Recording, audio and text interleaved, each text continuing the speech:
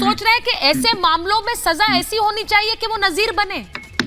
This is a shocking incident. बिल्कुल सुचरिता, ऐसे मामलों में ये तो रेयरेस्ट ऑफ रेयर केस है जब आप किसी को साथ रहते हो और उसकी बॉडी को छोटे छोटे हिस्सों में काट दें और उसको फ्रिज में रखें, तो प्री प्लान भी है। बहुत एको आ रहा है, आप इसको एको ठीक कर देंगे जरा, बहुत एको आ रहा है का ऑडियो ठीक कराएं। तो आप उसको प्री प्लान वे में काट दें, फ्रिज में रखें, रात को जाके उसको बाहर जंगल में फेंकें।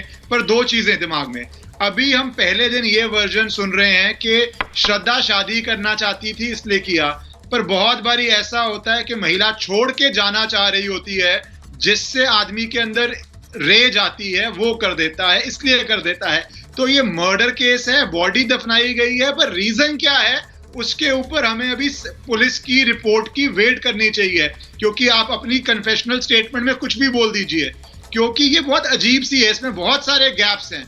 मुझे लगता है इस केस में एक एनआईए इन्वेस्टिगेशन होनी चाहिए। इतना सारा खून, जैसे बिल्कुल सही कहा डॉक्टर साहिबा ने, इतना सारा खून आता है, और जो ये मिरोली तारे हैं, छोटे से अपार्टमेंट्स हैं, वो सारा खून कहाँ गया, वो बॉडी किस तरह डिस्पोज ऑफ हुई।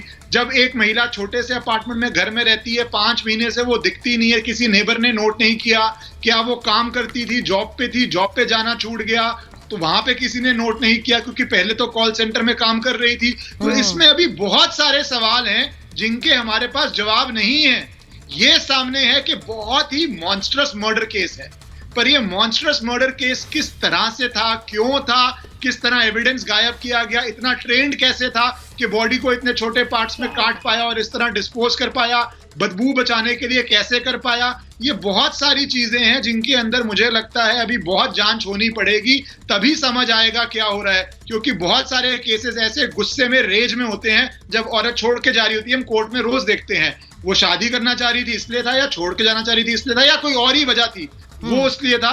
तो हमें उसकी वेट करनी चाहिए। बट ये बात सही है, इसके अंदर एक टाइम बाउंड मैनर में इन्वेस्टिगेशन भी कंप्लीट होनी चाहिए, और फास्ट ट्रैक कोर्ट के अंदर इसकी जल्द से जल्द केस को खत्म करके डिसीजन पे कोर्ट को आना चाहिए। सिविलाइजेशन के लिए, डेमोक्रेसी के लिए ये बेसिक चीजें हैं जो होनी चाहिए। और जो सारी महिलाएं देख रही हैं, प्लीज सतर्क रहिए। अगर परिवार से संपर्क में नहीं है, कम से कम अपने फ्रेंड सर्कल के संपर्क में रहिए, कॉलेज के दोस्त, स्कूल के दोस्त। जब आप संपर्क करना छोड़ते हैं तो आप किसी के साथ होते हैं, वो ज्यादा इम्बोल्डन हो जाता है, वो ज्यादा बोल्ड हो जाता है। ये भी हमने बहुत बड़ी कोर्ट में देखा है। मुझे लगता है आपने बहुत से और सवाल और तर्क सामने रख दिए हैं कि क्या इस हत्या के पीछे आफताब के अलावा और लोग भी हो सकते हैं।